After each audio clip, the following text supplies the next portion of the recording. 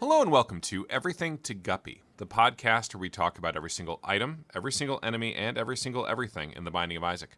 I'm William of Hughes. I was gonna say, fuck, that's a bad start. Shut up, Gary. No, that's I love that. I'm William of Hughes, and I'm joined, as always, by a guy who's kind of like, you know how in like medieval churches they have like a little, like the knuckle of a saint, and they act like that's a big deal, even though everyone's got fucking knuckles. The Batman of podcasting, Gary Butterfield. Hey, yeah, and Hey. I'm here with, is it Knight? Since you're William F. Hughes, is Knight the name of the British Batman? Oh, Like the yeah. Batman I mean, Nations, Knight and certainly Squire? one of the British Batman that Grant Morrison harvested for the Black Casebook or whatever it was called. Yeah, I'm with me as always is Knight, the Knight of He's- podcasting. I think he's the one who William turns out F. to be the Hughes. traitor in that mystery story. Makes sense. You love traitors. I do Like- really like a traitor, you know? It's the most interesting thing a person in a group can be. We call your kind quizzleheads. Yeah, you know, my favorite soup is a little bit of the old Vichy Soie, you know? Vichyssois. Your favorite character on Hey Arnold is Benedict. Yeah. Also my favorite way to serve eggs. Not true. Not a big hollandaise guy. Yeah, I love hollandaise, but not as much as I love Honda Days. See, I was just going to say I love Holiday, the Batman villain. Okay, and I more love than Holiday, Holidays. the Holiday Road, the song from the vacation movies. Sure. We were having a really intense conversation in the Slack right before recording today about what the best song from a Rodney Dangerfield film that also features a performance from a cast member of Saturday Night Live is. I would like to, for people who are not on the Slack at the time right before this was recording, that very intense conversation was a post that Will made that no one responded to. Doesn't that sound intense? It's, I guess, internally intense. Doesn't that sound like You it has a have to lot tell of me if it's emotion and intense. feeling attached to it? You have to tell me. It depends on how you feel about nobody Yeah, it felt like dying, recognizing sure. the trivia. Yeah. So, listener, you might be thinking, well, obviously it's the Caddyshack song, right? All right. Right? It's not, though. It's Back to School by Jude Cole. Yeah. When logic fails, song- don't lose your head. Turn and lean on me instead, I believe is the line. Yeah. And I think about that a lot when logic fails. Well, for me, logic never fails. Yeah, you are the Spock of podcasting. I am the Bat Spock of podcasting. Just waiting to do a big smooch on Super Kirk. I can't remember. Do Vulcans have sex, or they do the mind meld, right? They don't have regular sex. They like grab each other's heads and orgasm together. So obviously we're talking mostly about what happens during Ponfar, right? Yeah, their 7-year mating. They're cicada-like boners. Gosh, Gary, I think they do have to make a semen. Okay. Let's. How do Vulcans? Oh no, my browser! Imagine the rigid, orderly semen of a Vulcan just marching up to the egg, like one at a time in a very meritocracy-based like system to see which one gets it. I mean, Gary, you've exposed your foolishness because, of course, during the throes of Ponfar, Vulcans lose their famed logic and give in to their biological urges. That's why Their it sperm kills them. don't. You don't know that. Oh, you don't know what I don't. You don't know what I know about Vulcan sperm. Okay, the imbalance. You don't during know what I Ponfar- know about Vulcan sperm. It's a great sentence, and I enjoy that you said it. Thank you. See, Vulcans Yeah. are very private about it. Definitely, because there's definitely in Star Trek: Strange New Worlds. There's definitely some Spock has a longtime fiance, and they do get down, but I'm not sure if they get down with brain or genitals. Yeah. I genuinely don't know. You can solve Ponfar with intensive meditation, which I think is how Tuvok does his deals with his. Yeah. There's a bunch of different Star Trek aliens. Either just have sex, and then Vulcans do a mind meld, and then the Klingons do like the clawing stuff that they do, like the biting and clawing shit. That is kind of a sex. But it's weird that so many aliens just like have intercourse. And I understand that's so Kirk could have sex with them. But a bunch of them are just like green ladies with pussies. Well, you're talking about Orion specifically, and the sexuality of Orion characters is, of course, a deeply discussed, controversial thing. Very, a big part of Star Trek Lower Decks addresses kind of that stereotype. But also, it is just weird that everybody got... I think what's really weird is everybody got 2 legs. It is weird that everyone has 2 legs. Like, they should have at least done the effort of having somebody drag behind like a third stuffed leg as they walk around. Gary, I'll tell you from personal experience, it's not a dream. It's not that easy. Yeah. Dick joke. Yo. Gary, it's everything to Guppy's Monster Blitz, where we're talking about every single monster in the Binding of Isaac. Do you remember the Star Trek The Next Generation episode where they found an alien species that was just Irish immigrants? Yeah, I mean, didn't they get, like, abducted? I think they were actually Irish immigrants. They might have gotten abducted by another alien race. I remember they had to live in the cargo hold. Yeah, they lived in the cargo hold. It was like it was a really racist episode. It turned the Enterprise into the Titanic. Into the Titanic, and it also there was a part where somebody told the male Irishmen, that they could make whiskey from the replicators, and like an Irish woman got really mad at Picard and was like, why did they tell him we could get more than meat and potatoes from these things? Mm-hmm. And I was like, fuck, man. And they're all just like super drunk. It seemed racist to me as a kid. I just thought it was really hot that Riker had sex in that old timey car. Yeah, I liked that too. Steam on the windows. Sliz. Draw me like one of your Beta Zeds. Yeah. Mind meld me like one of your Beta Zeds. Now, you don't mind meld Beta Zeds, Gary. You sound dumb again. Well, I feel like a Vulcan could. Yes, of course. No, you sound dumb. Okay, but like, I don't even know how Beta Z telepathy and Vulcan telepathy interact, Gary. I'm not an expert. Well, you've got to have sex with each of them. Okay, yeah. Yeah. You have to go around the rings of Orion, they call it, where you go through and you have sex with each of the Star Trek aliens. Yeah, including the glob monster that killed Tasha Yar. Now, Gary, I'm mad at myself that I can't pull the name of the glob monster that killed Tasha Yar, first off. Mm-hmm. Okay. Remember when Q wanted to have sex with Janeway? I do. Hot. I didn't like that. I kind of liked that. I mean, I don't know. I don't like seeing him cheat on Picard. I don't, their relationship to me is not sexual. What? Picard is an omnisexual being.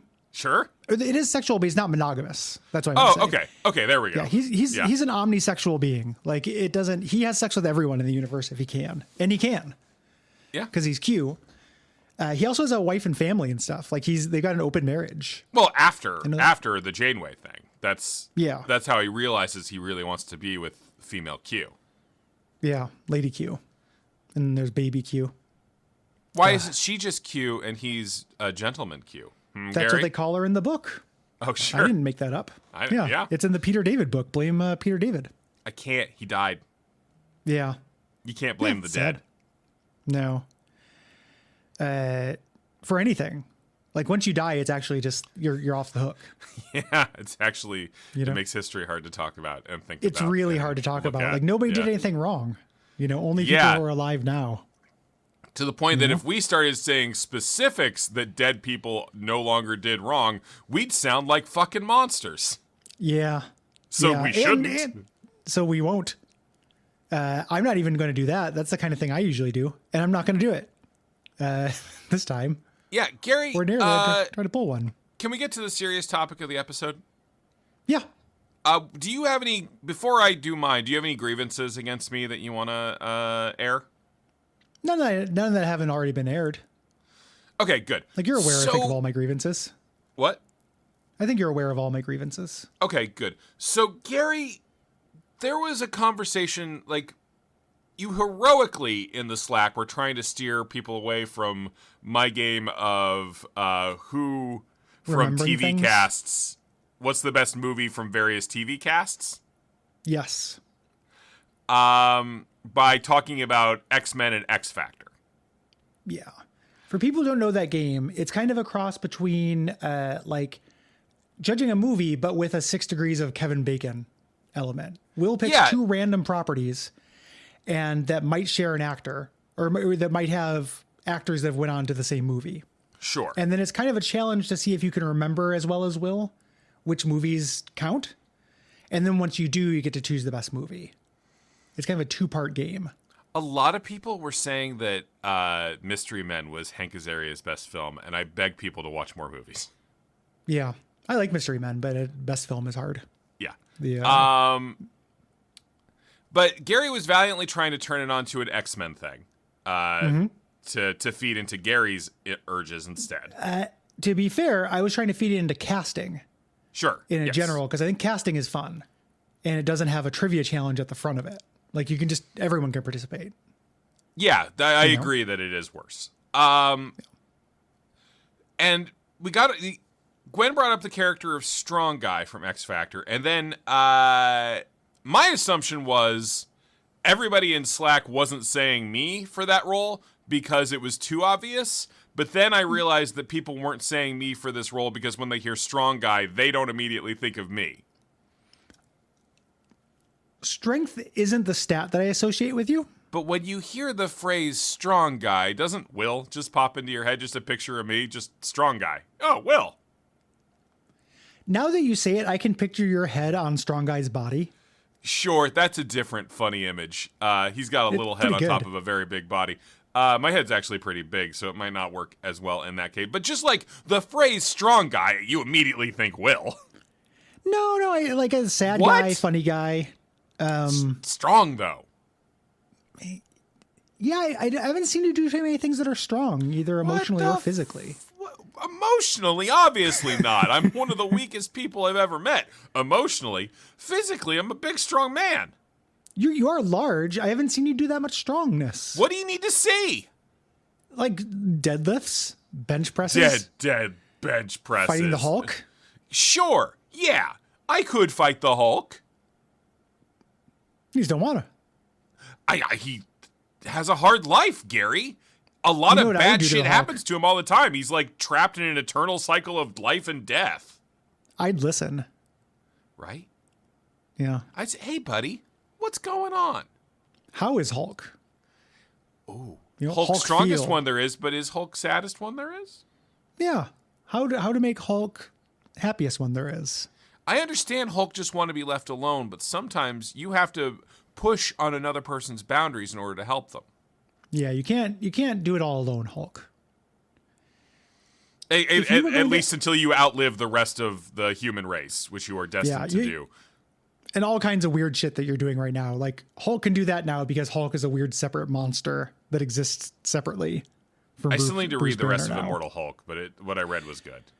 Immortal Hulk is good, and the current run is good. I started reading the current run, and it's like pretty good. It's like when that comic leans into horror, I like it quite a bit. Because it's a horror Hulk should premise. be scary. Yeah, it's a super horror premise. And it's doing a lot of things that Immortal Hulk does where it shows the transformation and how fucking gross and bone breaky it is. Yeah. I love that. But if you were going to be Strong Guy. Speaking of fucking Peter David, in hindsight, Professor Hulk is the worst. Like, the basic, like, it's the comic book. I feel like we've had this conversation before. It's the comic book thing where, like, yes, if you were writing a Hulk story, you would want to, like, as like a novel, you would want it to resolve one way or another, right? Mm-hmm. Or at least resolve into eternal torment. Yeah, which is a resolution of sorts. And so Peter David being like, no, let's finally get Bruce Banner some therapy so that he can, like, bring his personalities together and make a best version of himself is not a bad idea for a story. Yeah. It's not sustainable, though. Like, exactly. It wasn't. Yeah, he just did it for a little while. Like, what kind of things would this be like? What if Hulk combed his hair? Wore little glasses? You know, Bruce Banner doesn't wear glasses. It's so weird that Professor Hulk does. Yeah, but people, it's how you let people know you're a smarty. That's how I do it. Yeah. More glasses equal more smart. It's true. I was at your Halloween party on Friday night, and you were wearing like 4 pairs of glasses. Mm-hmm. And not where you expect. Yeah. Like Gary was showing his intelligence with his dick glasses. Yeah, I'm Dick glasses. Yeah. Hi, Dick glasses. I'm Dan Branzino. Yeah, I've been doing party. Dan Branzino lately. Dan Branzino? Yeah, is that around the house. OC? Yeah, it's an OC. Something I don't know. Okay. Tell me about Dan Branzino. Hey, I'm a straight shooter. I don't beat around the bush. I'm perfectly aware. Like, let's be honest with each other, Gary. I'm an improv character created by a man with almost no experience of other human beings and basically just pulling from TV and movies. Yeah. What's I'm not your going to favorite show? bullshit you. My favorite TV show? Probably Boardwalk Empire. Oh, yeah. I love watching Steve Buscemi break out a kind of, really get to be the center of an ensemble. And there's that guy with the half face. It's got that guy with the half face, played by Paul F. Tompkins on several episodes of Comedy Bang Bang. As a character, as a person, Dan Branzino shouldn't know that, but he can only know the things that his creator does. And the creator's a limited man. Yeah, that's also how I know it, so I appreciate that. Sure. I would not have called that out otherwise. Sure. We've now said the 2 things I know about Boardwalk Empire. Al Capone's in it. Oh, I didn't know that. Now I know 3. Well, I've got a meeting, so I'm going to get out of here. All right. Thanks for being straight with me. I'm named after a very expensive fish. Yeah. So, yeah. Been doing some Dan I think it was Todd Branzino when I was doing it around the house yesterday. But I was just imagining... Dan is a better name for that character. What? Dan is a better name for that character. It is. I think Dan sounds better.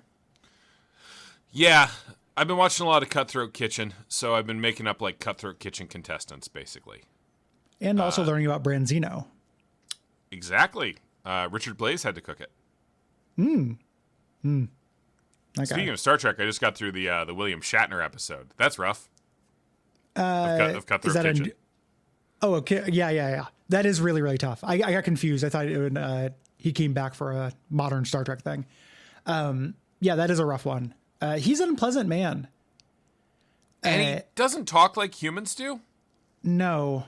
I dislike him quite a bit. And every time I've read, like back in the day when I read biographies of just random people, because what are you going to do? Not read something because you got nothing to do. I read a couple Star Trek books. I read his book, and he comes off like a huge dick. Yeah, no one's ever said anything about Bill Shatner that makes him sound like a better person. No. Yeah. Nightmare Blunt Rotation. Like what are some of the other biographies you read? I read his book, and I think I read I Am Spock. Okay, so that's the second Nimoy book.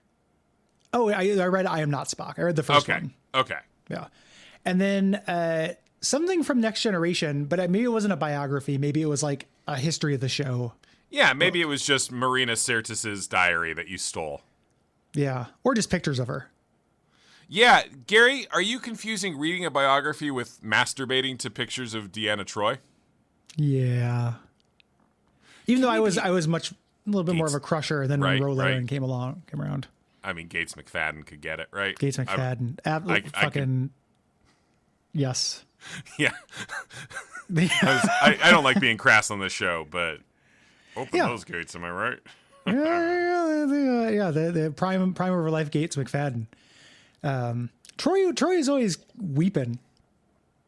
Troy's always giving psychic headaches and crying. Turn off. You want a Star Trek woman who can be one of the guys. Well, one of the guys, and who can also give me free medical service. Okay, so that is where it is for you. Mostly, it's just getting those hypo sprays. It'd be get a hypo spray to cure my diabetes. Oh, that'd be and good. Getting my dick rocked like it's never been rocked before. She does have that one episode where she's having sex with the candle ghost, and she seems to be enthusiastic. Certainly. She seems like a good lover. Who on Next Generation is the best lover, do you think? I mean, the obvious answer is Jean-Luc Picard, who would bring the same focused intensity to that act that he brings to all things. Yeah. It wouldn't be like fun. Like, even when he has like romance scenes, they're not very fun. right? They're pretty serious. But the actual quality of the lovemaking would be exemplary. In terms of like tenderness and atmosphere, canonically, I think Data's really good at it because he's got all these different trainings. So just in terms of moves, like Data could efficiently get you off. I would be worried that in a couple episodes I would get eaten by that blob monster whose name I can't remember. It's a sexually transmitted blob monster. I mean, we can agree Geordi's the makes love worst, to. right? And that's not an ableism thing. That's a desperate incel nerd thing. Yeah, he's a little gormless fuck. Yeah. He'd be really bad at it. He'd be saying like, you responded to your holodeck representation responded to this better. Liked this, What? yeah. And just like, What? why would you say that out loud to me now? Also, what are you talking about? What? Yeah. My what did? Yeah. Wesley Crusher would be bad. Before or after he becomes the Traveler? Before is what I'm thinking of. Okay, sure. Yeah. What a Guinan. What kind of lover do you think Guinan is? Gary Guinan's not gonna fuck you, man. I'm sorry. I know. I'm sorry, dude. Yeah. One of my favorite jokes. Shoot that I your think is shots, too King, mean- but no. Yeah. One of my favorite jokes I think is too mean is the Simpsons one where the person is at the bottomless pit. He's like, I was a fool to think anyone would want naked pictures of Whoopi Goldberg, and throws them in the pit and they come back. That's so fucking mean. That's mean. Whoopi Goldberg's a beautiful woman. It's unusually mean. It's a really mean thing to say. Yeah. She hasn't aged. She looks very similar to how she's always looked. Yeah. But we're in agreement that it can't be Riker, right? Riker thinks he is. Riker would answer Riker.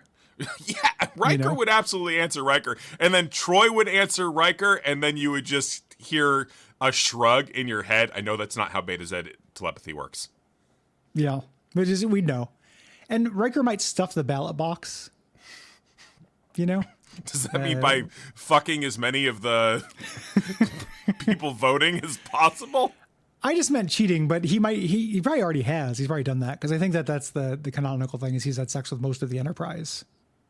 I don't know if he Riker's fucks. I bet he doesn't fuck on the Enterprise. You don't think so? No, I do think he has a certain a minor stick up his ass. I don't think he'd break because he outranks everybody. I don't think nobody except maybe Geordi on the Enterprise is a sex pest. Yeah, I didn't The think about show's him too having rooted that power in like over everyone. goodness. Yeah, I didn't think about him having power over everyone. That does suck that he has sex with other people who he has power over. Like not on the Enterprise, but I think and during away team missions. I mean, Worf canonically does good fucking. Yeah, Worf is good at it. Him and in a Jadzia Klingon Dax way. sending each other to sickbay. Yeah, I also bet you O'Brien is good at it, like steady.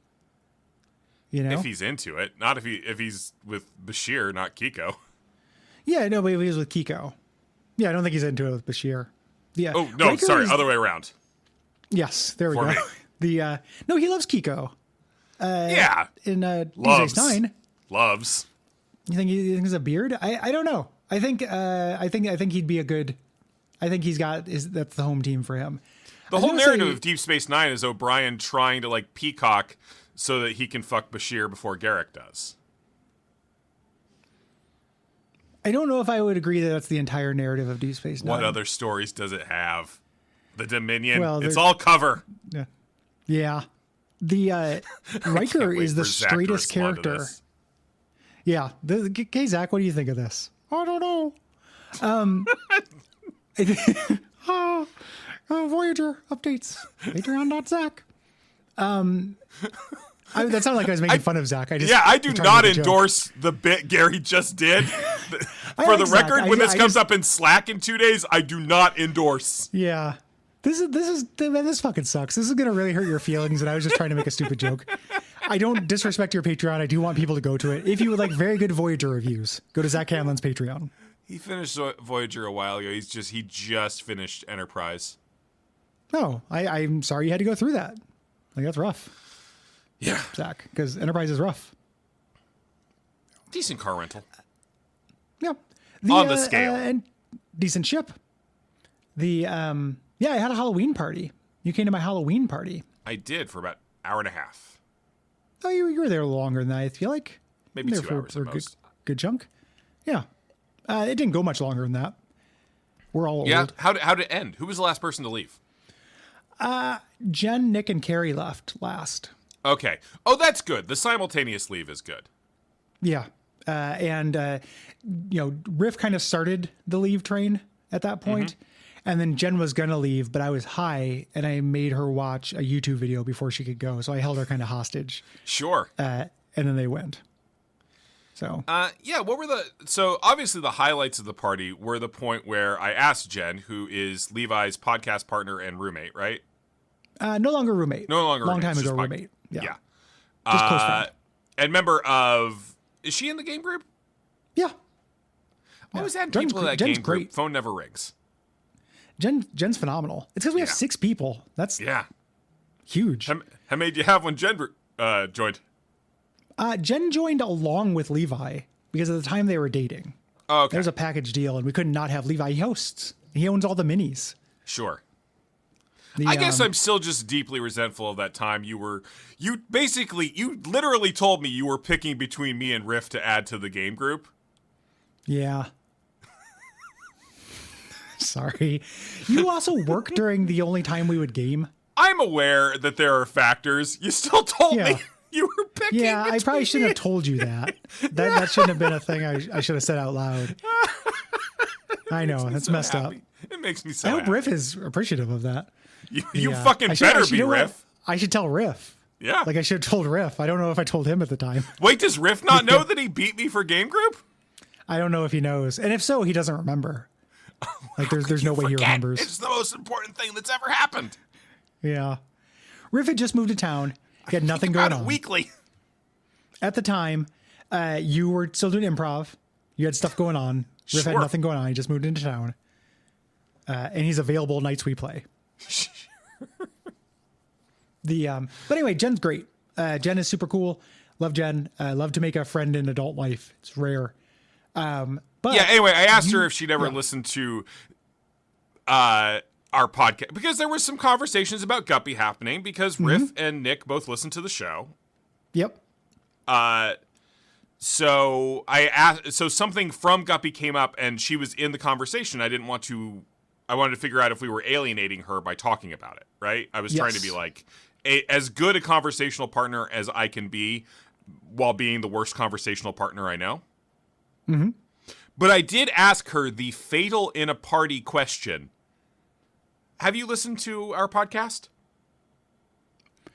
And Jen's answer to this was amazing. Was really good. So good. Such an unintentional, I believe, act of incredible violence. Yeah. Good work, Jen. Really good. She said something to the effect of, "Oh, I listened to the I listened to a couple of the Venture Brothers episodes." Well, she said that afterwards. That was really good. What was the first? She's doing, yeah, I've heard it. Yeah. That was with good. no smile. Yes. Yeah. No additional, it would have been better if she'd been like, yeah, it wasn't really for me. But just going, yeah, I've heard it. Yeah. Full stop. That was Gary. incredible. And yeah, I managed to block that one out, I guess, for a second. It's back now. It's back now. That's what set me off. Because again, I was a little bit high and I lost my mind at that. Because it was the funniest thing that ever happened to me. Yeah. But I feel bad about it. I know that you don't have sore feelings about it, but I was really kind of rubbing it in because it was such a perfect little thing to have happen. Yeah. No, I mean, really exchange. I was standing up to leave because my wife had told me that she was getting tired, so we were getting ready to head out. But then you and Jen both matched my energy by standing up.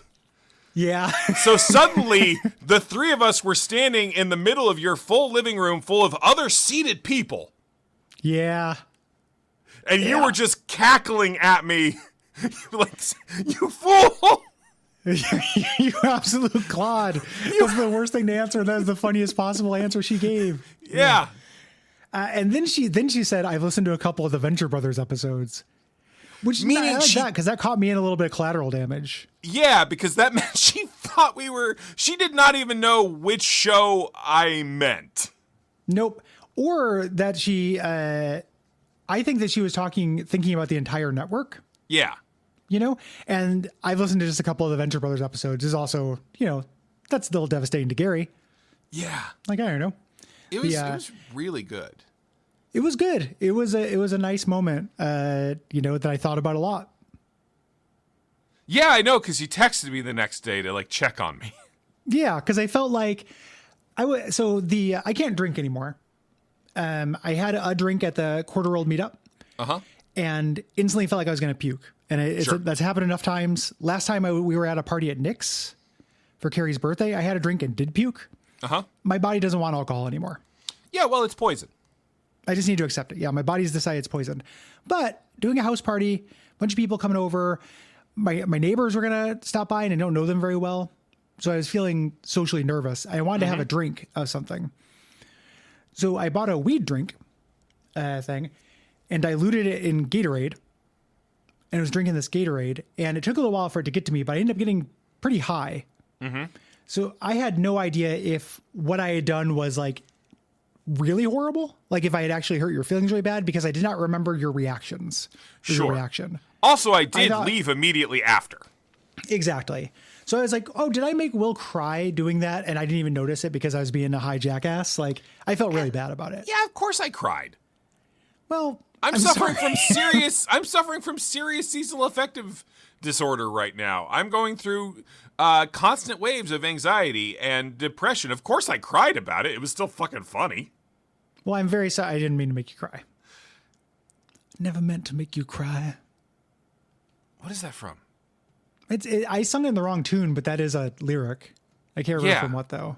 I never meant to make you cry, but tonight I'm cleaning out my closet. Is that it? Was it Eminem's cleaning out? It can't be Eminem's cleaning. I'm sorry, Mama. It's Eminem's cleaning out our closet. Shit. There's another song that does it too. Because it's a song I listen to a lot. Yeah, Eminem's. Barney Bental is. Barney Bental's I Never Meant to Make You Cry topic. Oh, it's in Miss Jackson. Miss Jackson, there we go. That's how I know it. I was like, I know it from a better song than fucking Eminem. Okay. I never meant to hurt you.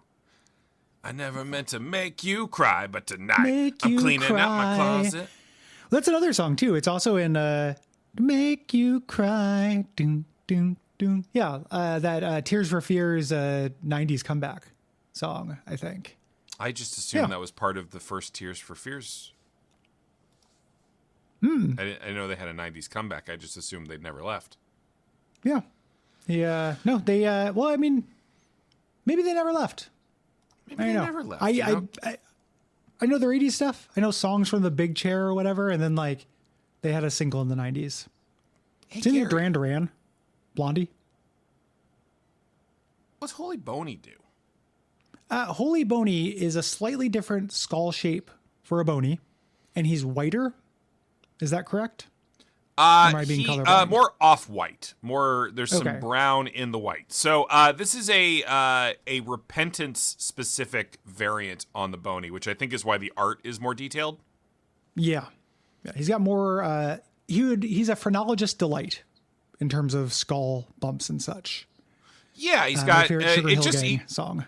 He just looks a little more detailed overall. He's got more of a 3D effect on him. Mm-hmm. He's in the cathedral. Only shows up there. He's also got a little blue cross on his forehead. Oh, yeah. Yeah. He's mostly like a regular Boney. Walks around the room. The bones he throws, though, leave a blue flame behind that will deal contact damage. There. And I think more importantly, they block Isaac's shots. Yep. Which means this guy can shoot at you while defending himself. And as we talked last week, you really want to like get a Boney down fast. He's also got way more health than a Boney does, both at base and per stage. So he's quite bulky for a Boney. Well, depending on how your run's going, because you're in the cathedral. Yeah. You've got to have damage to fight Isaac at that point.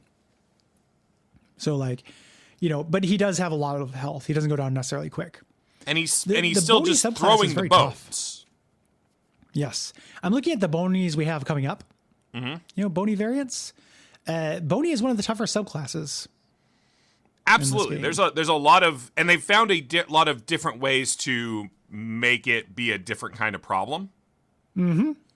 It's good game design, the Boney. I mean, it's just good game design when you look at it. It's a really interesting take on what a skeleton could do or be in a world like what this. A skill wants, what a skill needs. I liked it with when you said you got to get a Boney down fast. Yeah, man. That sounds like an old expression. That sounds like something they say on the bayou, maybe. A lot of the things, Gary, you don't know this because you're not, but a lot of the things I say are from my time in the bayou. Yeah. I should have known. Do you know did you never realize that when I say, suck that like a crawdad, that's me talking from the bayou? No, I always thought that was just kind of like a vocal tick. Or my famous catchphrase, catch me down at the parish. Yeah, I thought you meant Jeremy Parish. I mean, I did, but it was a fun double meaning. Yeah. Yeah. Yeah, and whenever we've, if you play Left 4 Dead 2, you get to the parish chapter, and you're like, you just stay on the boat. I just can't bring myself to leave, you know? No, because the guy's like, hello there, welcome. And you're just like, oh yeah, this is good. I'm home. I ain't leaving. I'm back in the bayou where I'm from. Back in the bayou. It's hot. The food is good if you like seafood. Yeah, which I do. Yeah. So yeah, perfectly at home in the bayou. Me, I'm more of a flatlands, kind of. Yeah, I've often thought of you as like a Flatlander woman. Yeah, I'm a real Gary, Flatlander woman. Oh, and then you explode. Yeah, there we go. Yeah. Speaking of accents, right? I'm not so good at talking. Yeah, I'm sure you've noticed. You've made fun of me for it before, and I deserve it. I was just thinking about how fucking crazy my accent must sound to somebody from another country, because I'm not good at enunciating, and I mispronounce a lot of things. And me and Liv were around this weekend, and I said to her, I want to get a walking around coffee. And I know what that means. Yeah. But I want to get a walk around coffee. Like, that is some fucking gibberish if you are not accustomed to my manner of speech. So which one did you actually say? I said, I want to get a walk around coffee. Okay, as someone who's spent a lot of time with your voice, literally sits at a computer and listens to your voice to make sure it's like listenable. And I have about 7 different filters I'm running on the show every week to just get you up to like baseline human. Yes. Gwen K and I just have a running 1,000 message deep Slack chain of like, fuck, he's added a glottal stop. God damn it. To make me palatable, it's using up so much water in a mainframe in Vegas. We actually have just broke ground on a new database that is just there to add consonants back to the end of words you leave off. Yes. And to kind of de-wetify No, Gary, stay mouth. yes, not yeah. Not yeah. Fuck. I know. Save the whales. Yeah. Dambala. Dambala. But anyway, yeah, I don't speak so good. And just if anyone's listening from another country, do I sound like a fucking hillbilly idiot? Like, what is the accent?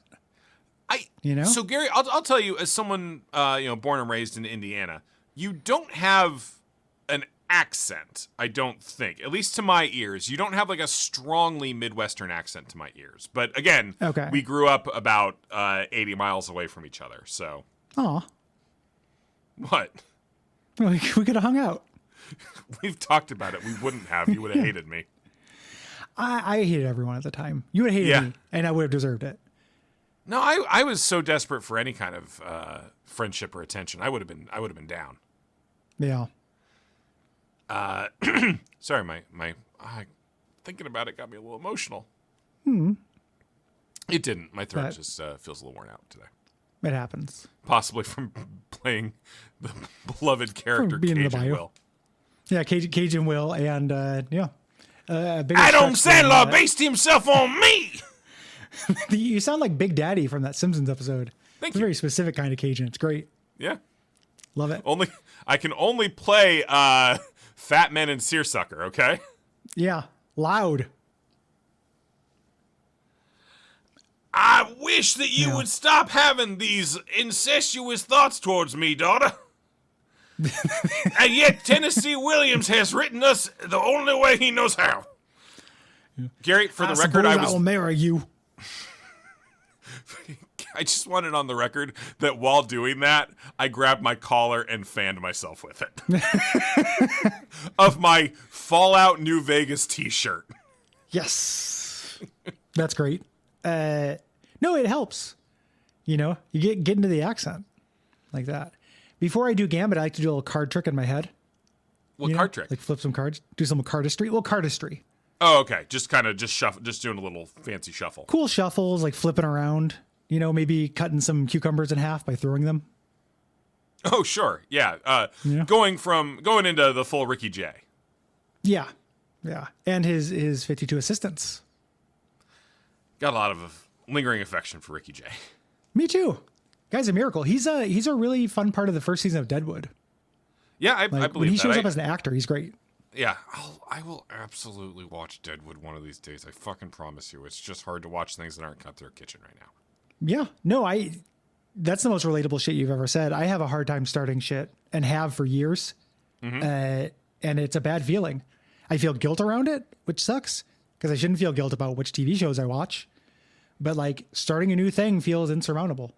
Imagine if you had all that and keeping up with TV was kind of your job. Well, I do have that for keeping up, or not keeping up, but playing video games. Yeah. I do have to start a new video game every time is my job. And that also feels insurmountable. So not exactly the same though, but I understand at least a little bit. We're different, you and I. You know what? We're not so different, you and I. Damn, man, you really took it and flipped it on me. I would listen. Do you want to meet another one of my Cutthroat Kitchen characters? Yeah. So this is just like a full college humor sketch that I wrote in my head. Okay. Not full. Full is saying too much, but it's like we start at the judging competition, like the judging portion of the competition. Mm-hmm. So I'm going to be the judge first, and then I'm going to play the character, okay? Okay. You all presented interesting dishes to me today, and I just want to honor everything you did. There were some issues with every dish, but Chef Jack, your potatoes were underdone, and there's nothing we can say about that. Chef Michael, your meat, a little overcooked. Chef Jennifer, I just didn't like the sauce. But ultimately, the chef I'm gonna have to eliminate and the camera cuts over is Chef Shitstain. Is it because I'm a goblin? Or is it because I've never washed my hands? Have you ever seen the College Humor, The Four Flop Tops? You didn't want to talk Short? to Shitstain. You didn't want to talk to Shitstain, did you? It's just very similar to the Four Flop Tops Okay. Well, with Roger. okay. Fuck. No, I haven't so seen it, Gary. Legally, I'm going to say right now, I might be talking to some people from College Humor sometime in the near future. Never seen it. Didn't know I was... Yeah, it's a Scott Aukerman short film. Pretty similar premise to this. How? I haven't seen it. Help me. Oh, it's like a fake The Beatles, and they're being interviewed by people. Okay. And they go through the three Beatles are normal, and then they have Roger, who is Paul Rust, Sure. being real disgusting. That sounds drooling. really funny. I'm sorry that I came up with my idea. Yeah, you know what? It's an Armageddon Deep Impact thing. I really liked I really like the idea of Shitstain. I like Chef Shitstain. Is he literally a goblin? Yeah, he's literally a goblin. Okay. They should introduce more mythological creatures to Cutthroat Kitchen. Or any cooking show, really. I wish that there was more goblin representation on TV in general. Chef Minotaur, you disappointed me with this risotto. I have told you several times my name is Steerhoof Deerheart. Calling me Chef name is Minotaur Asteria. is insanely racist. Which judge were you during that Cutthroat Kitchen thing? It wasn't Cutthroat Kitchen specifically. So I Okay. wasn't any of them. Certainly Okay. my bland affect suggests Jet Tila, but That did sound a little bit like Jet Tila. I was just trying to decide how horny I should get. Well, it wasn't I mean Jet Tila is so cuddly. I would say he's of the 4 main judges, he's the least sexually energized. Yeah. Jet Tila kind of has Ace energy to me. I don't know. I mean, he is married. His wife has been on the show. Yeah, so is O'Brien. And you think that he's just, I don't think he's Ace. I think he wants to fuck Julian Bashir. Yeah. I'm just saying being married doesn't necessarily comment on your sexuality. What are you saying about my sexuality, Gary? I'm saying it's highly in question. No, I'm saying your sexuality is beautiful. It's a wonderland. Oh, thank you, Gary. Yeah. That didn't... If I thought about what you're saying, I don't think I'd extract any meaning from it, but it sounded nice enough to placate me in the moment. Yeah, that was the idea. One of the things I like to do in a conversation is like, how in a cartoon, they'll throw a big link of sausages to stop a dog that's chasing him. Yeah, are they I like to throw drugging out these little sausages, sentences. Gary? No need. I just like to give you a little sausage to chew on so you're not chewing on me. Oh, okay. Yeah, that makes sense. Yeah. I can't drug you. We still have like 15 minutes more of show to do. Really? No fucking way. Yeah, I know. Oh, boy. It's the That number's Mondays. lower than one would have thought or liked. Ooh, Yeah. boy. You want to spend some... I guess I'm bringing... Okay. Yeah, so did you not... What about my dish didn't you like? Are you still playing both parts, or can I? No, be you're the judge now, man. I'm... It's like, I thought you just want me to leave. I'll go. Well, Chef Shitstain, with all respect, there were just a lot of issues with execution, and the flavors weren't quite right. My mom there was were some- executed. And also, And my I dad. I can't And like understand 6 you. of my cousins. The knights came to my little village, and they were like, "You're goblins, get on the chopping block." And to be fair, my mom and dad and several cousins all said, "It's a fair cop, Gulf." Well, in we never do this, Yeah, but in consolation, we'll donate $20 to your favorite charity. that's the most money I've ever seen in my entire life. My favorite charity is... What's your favorite charity? I can't say it. I can't say the one that popped into my head. No, you had to say it. No, it's can too bleep dark. it. It's too dark. I'm I want to hear it. Bleep it. The one that... It doesn't even make any sense, Gary, and I am No, going to bleep it. It was...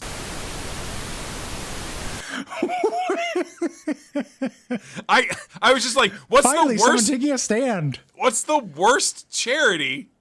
I don't know. But, okay, that was bleeped. Yeah, Yeah. my favorite charity is the Cancer Foundation. Okay, well they got. We're gonna a get the shiny death end- rate up. Oh, Pro Cancer Foundation. What else would it be? Okay, well they'll make use of this Andrew Jackson, and probably infect a lot of people with cancer, and that's because you had Spirit, Chef Shitstain. I know? don't actually have a show. They designed me not to have one, so it was okay for player classes to kill me. Well, I don't believe that. I believe you've gained one on the show tonight. That's amazing. This is like some Order of the Stick shit. Yeah, exactly like that, or like Styx, Master of Shadows, another Goblin piece of media. Oh, I thought you were referencing Dennis DeYoung. No, a different kind of Goblin. A Dennis different DeYoung. misspelling of Sticks. Yes, I think it's the same misspelling of Styx. Are they both STYX like the river? No, I think all of them are Styx. No, the river's different. I think the band and the Goblin are the same. No, the But I shouldn't be telling the you. band You're and the the- river are the same. Yeah, well then all three of them are the same. Yeah, it's not a misspelling. I guess the proper way of spelling it is STICKS. Is it dumb that I was just thinking about sticks, like bits that fall off trees? No, that's okay. How's Listen, buddy, we're Discord all here for handling you. shit stain? Hey, other chefs, can you get a big group hug on Chef Shitstain here? You really shouldn't. I don't smell good, and I've got a lot of substances. Yeah, I know, but we love you. We're here to help. You've all got This actually sport. isn't a cooking show. I'm sorry to say this isn't a cooking show. I'm an adventurer, and we feel guilty about killing your family. You are. This is Chef Paladin, actually. Chef Cleric, and Chef Wizard. We've been lying, and we wanted to make it up to you. So $20 to the Cancer Institute it is. Okay, but when you hugged me, you did all get pregnant with my spores. That's a risk we're willing to take. We got a big pile of limited wishes, aka abortions, in back.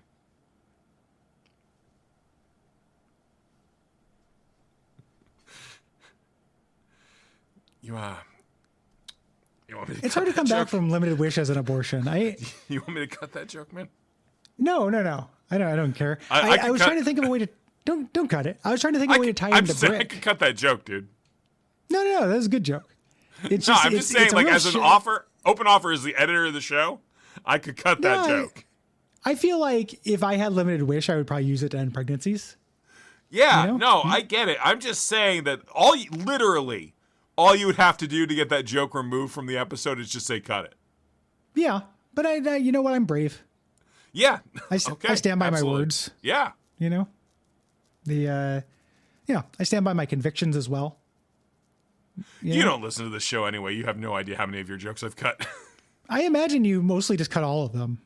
Yeah, Like, yeah. It's just it's just kind of Will doing characters at himself. You know. Yeah. You know, it's a fair cop, Gov. Yeah. Fair cop, gov. The So who do you like more, Dan Branzino or Shitstain? Dan Branzino is easier to understand. Sure. Sorry, I just did a big burp. Conceptually or what? Oh, audibly. What do you mean? It is difficult. You've got a wet voice, Shitstain. Yeah. You've got a it's goblin all accent. diarrhea in my throat. Yeah. Your goblin accent and diarrhea throat are interfering with my ability to understand your words sometimes. You're kind of still talking in like a chef show judge. I can't get out of the character of adventurer chef. Yeah. Yeah. No, Shitstain.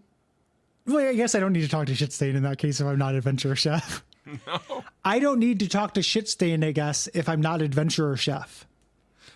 And Gary, once we burn down one more rainforest to get that listenable, it's going to sound great. It's going to sound super good. Yeah. Dan Branzino, I feel like has potential. You know, I didn't get to spend as much time with Dan Branzino, but I do think that Dan Branzino is harder to play with for me. I mean, he's not going to stick around for our bullshit. He's a straight shooter. Yeah, we are too frivolous for Dan Branzino, whereas got Shitstain things- fits right in. Yeah, Shitstain's just one of the gang at this point. Like, he's the third chair on Guppy. Like, with the pivot, we can add him as a permanent third chair. Yeah, Shitstain's our Mike Schmidt. Grizzly Bears! Yeah. Sorry, what? I was trying to say Grizzly Bears, which is a magic card in a Shitstain voice. Okay. Man, My- that one's a rough, random magic card pick because it's also a bear. It is also a bear, and I think it's a band, too. Yeah, I can't do the Shitstain And an voice. Adams. It's an Adams. I will say, Grizzly, yeah.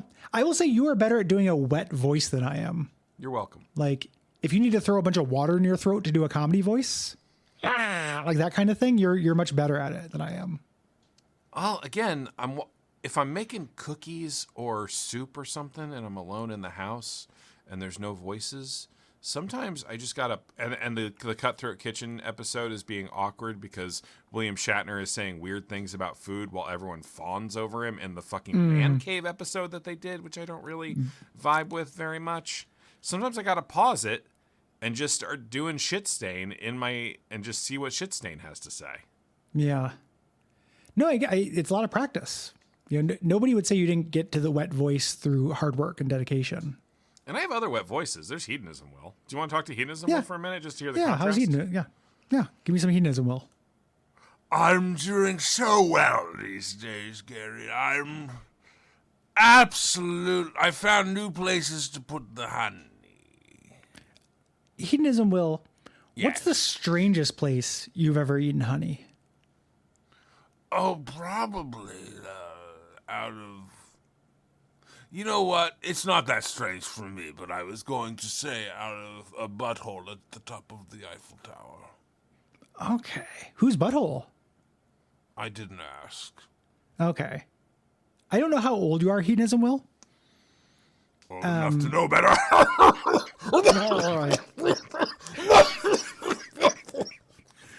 Yes. I like, are there any famous people you've eaten honey out of the butthole of? Gary, that little yes was the funniest thing you've ever said. Is there any famous people you've eaten the butthole of? Oh, Brent Spiner. Okay. Another the Spiner head. Excellent. What is it like?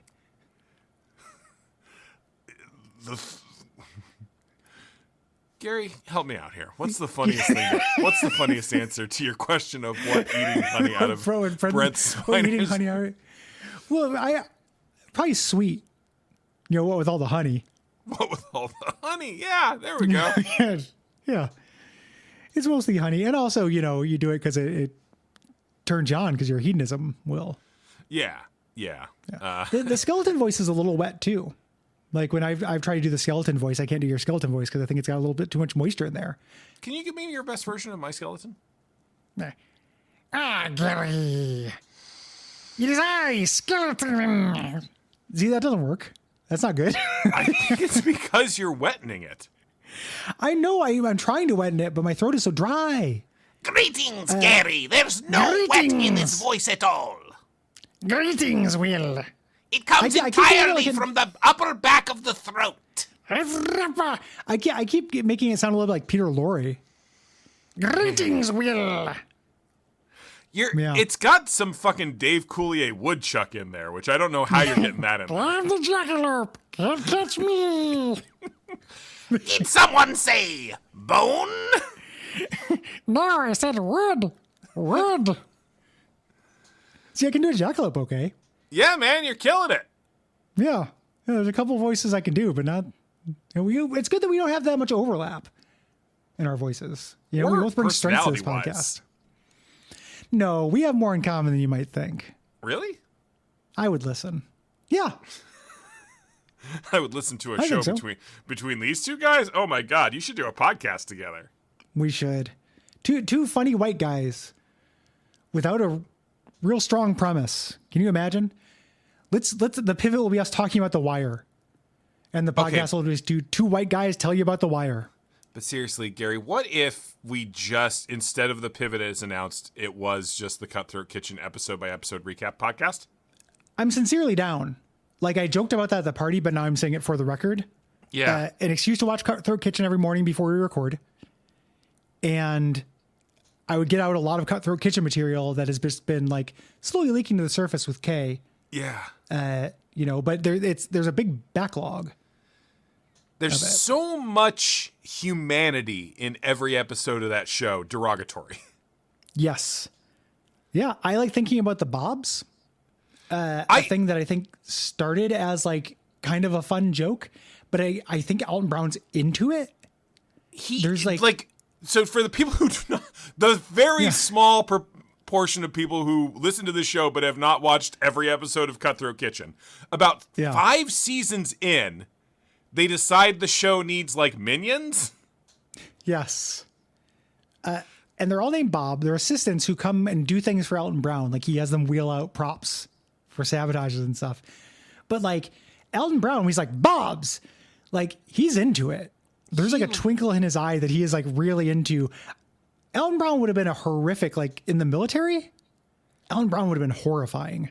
I would not want to serve in the Good Eats Brigade. Certainly not. No, absolutely not. Like the toughest drill sergeant there is. Like absolutely brutal commander. I mean, what is an assault rifle but a single task item? And what is an assault rifle but a pair to a pepper rifle? In the culinary delights of the war. We've got to be within 5 minutes of 60, right?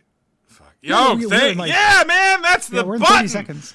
Gary, yeah, that can be the button. That was the fucking button. You saying that fucking salt and pepper joke that drained another fucking year out of my life. Gary, if people enjoy this show, what should they do? It was a good joke. Go to patreon.com/Duckfeed.tv and leave us some money. Maybe not for this episode, but you can specify which episodes the money go to. Yeah, and please. Then you can leave us a rating and review on Apple Podcasts, Pockets Addict, or wherever. Pockets Addict? That one's going to take another rainforest to clean. Yeah, I want to get a walk around coffee. Gary, I think we might be tapped on reviews right now. Hold on. Maybe I didn't read this one because it was upsetting. This one's from Rowan. Dear Guppy, I've had the phrase hot smoked corn-fed bussy in my head for about a year now. I don't know if either of you said it, but I do know that I don't like it. Oh, thanks for doing a waff on Legend of Grimrock 2, Gary. I'm glad you both enjoyed it, and I'm grateful you took the extra time to play through it.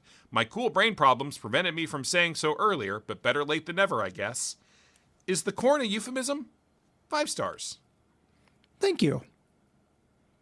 I don't think I read that. That sounds like something I would say because you don't like bussy. You don't like the bussy suffix. I think you probably have said, just in passing, hot smoked corn-fed bussy. Yeah. Is it bussy? Am I supposed to say it to sound Bussy. more like pussy? Yeah. Bussy. And not more like an adjective meaning having the qualities of a bus? Yeah, that's bussy. It can get very confusing depending on what forums you're on.